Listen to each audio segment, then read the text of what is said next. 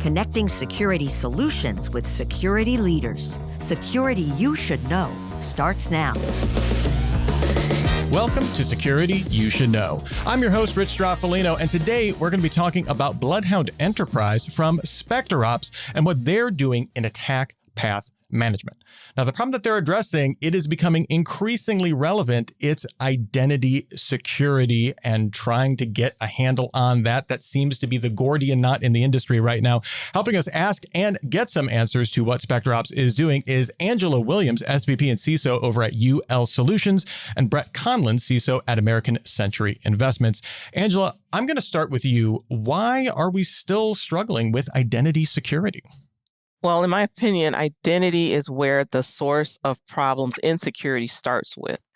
Threat actors are always on the hunt to compromise credentials in order for them to gain access into an environment. And with the ecosystem that we have to manage, with the cloud, whether it's on-prem, whether it is, I'll call it agent identities, it just makes the whole landscape very complex. And so managing and being able to have a great sense of governance around who has what and what does that access have access to is just crucial as a part of a CISO's role. Brett, do you agree with that? Why are we still struggling with identity security? I do. And to add to that, I think that what we've seen is over time, we have privilege creep and complexity. Employees are accumulating access, their role changes, they get to new projects, they have one-off exceptions, and there's no real systematic review around that. So as time has gone on, you've now got cloud, you have SaaS, you have hybrid environments, you have on-prem environments. And with that sprawl, we've just seen that the attackers have gone after that and said, I don't even need to break in anymore. I will just log in using stolen, misconfigured, or overprivileged accounts. Well, I feel properly scared now. This problem seems horrible. So let's try and get some answers and figure out what we can do about it, because today we're going to be talking with Justin Kohler, Chief Product Officer over at SpecterOps. Now, Justin, we got a tall order for you. We need some preliminaries about what you guys are doing. So can you help explain the value of what Bloodhound Enterprise is doing for a CEO? What does your solution do? What does it not do? And what is the pricing model? Can you give us these preliminaries? Yeah, so Bloodhound Enterprise helps you see and eliminate attack paths before the adversary can exploit them. So think of your organization like a map of the United States. So instead of cities connected by roads, it's identities and resources connected by privileges and user behaviors. And just like Google could find a route from LA to New York, attackers use attack paths to traverse like an initially phished user to full control of the environment and the deployment of ransomware. So Bloodhound Enterprise uncovers those hidden routes and shows you how you can shut them down at scale and protect critical assets. What do we do versus what do we don't do? We do proactive prevention, so eliminate that opportunity. We don't do detection, so find an attacker as they're traversing through your environment. You probably have enough detections as it is today. What's our pricing model? We charge annually based on the employees at the company, so we don't care how many identities are behind those, so service accounts, NHIs, that kind of thing. We don't penalize you for that.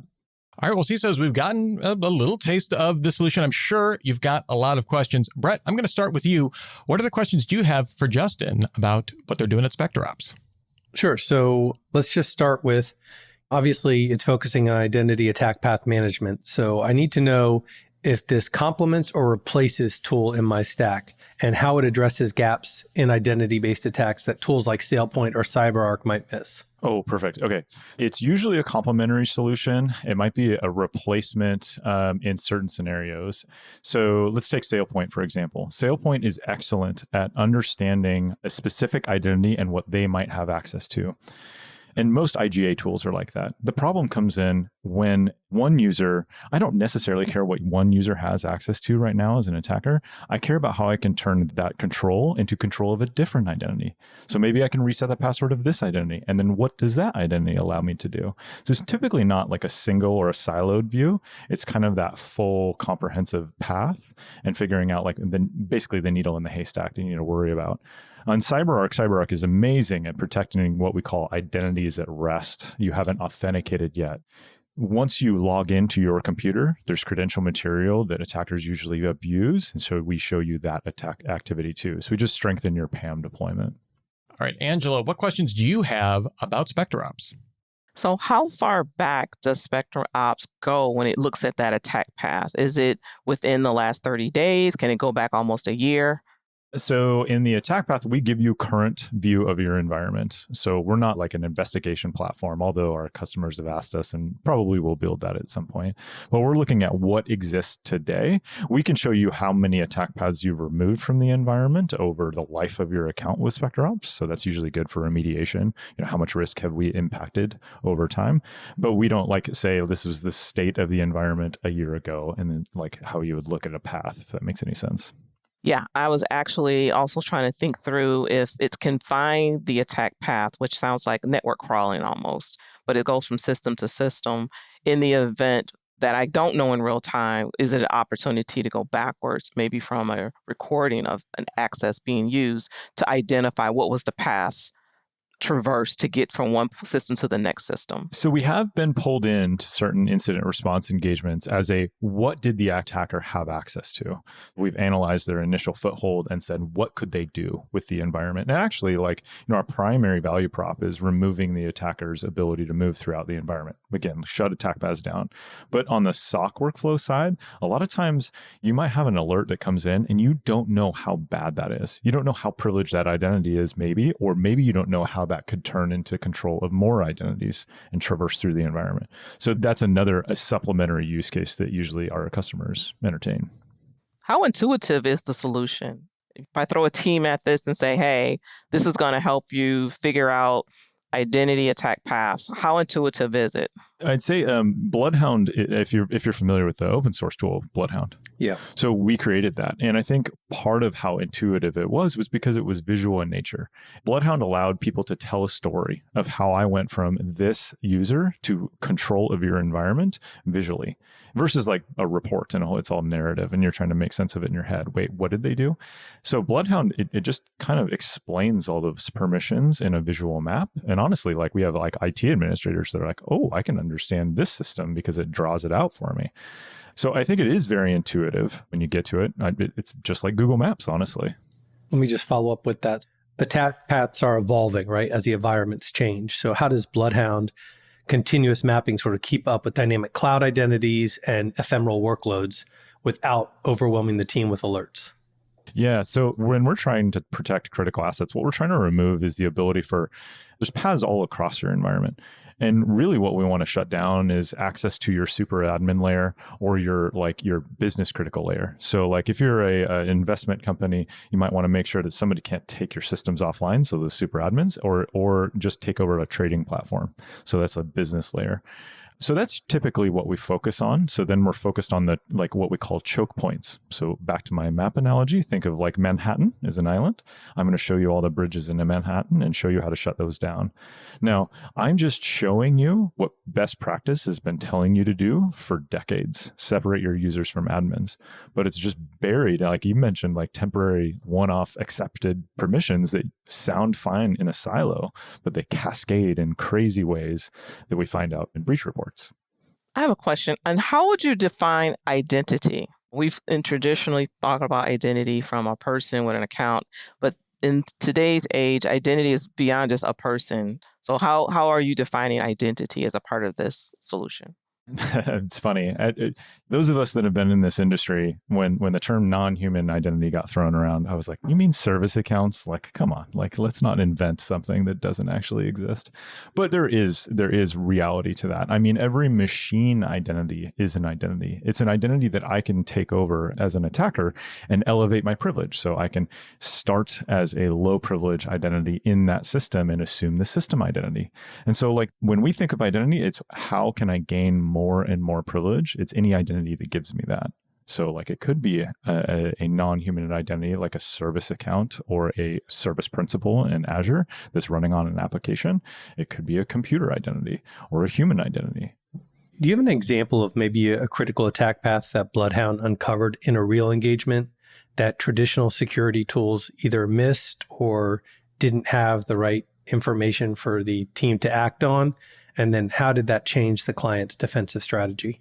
I'd say every time we deploy, I used to tell this. So we launched in 2021 and people have been using Bloodhound for years, but we would light up Bloodhound Enterprise and it was almost like a therapy session. And everybody's like, oh my gosh, is everybody this bad? And I was like, yeah, don't worry about it. Like, this is 20 years of technical debt that you're just now shining a light on. I'm trying to think of specific scenarios where I can give you like specifics that wouldn't lead into the company, but I will tell you that our customers usually can make really quick work of these attack paths. Again, if you can see it, you can focus on it. And you're not like kind of blindly working around like random misconfigurations. You're focusing on what matters. Our average is like 30% risk reduction. I quantify that by how many attack paths to those critical assets exist when we deploy versus when we like finish a trial or a 30-day period. And usually people make really good work of that, but it's that continuous process. And that's what we're trying to get into customers' minds, is that your environment is always changing and you're bolting on new like platforms to your identities. You're acquiring new companies or divesting new companies. And so this picture always changes. And you want to understand what that picture is before the attacker uses it against you. Where does Bloodhound sit in the ecosystem itself? Is it a solution that is being executed as a part of, let's say, vulnerability scanning? So you're looking at attack path from that perspective, or is it a part of the ecosystem between two systems in order for you to have valid decision making based upon now new information that's been uncovered? That's a great question. So Bloodhound was used ubiquitously by red teams. So initially when we launched this, all the red teams from internal companies like started asking us a bunch of questions.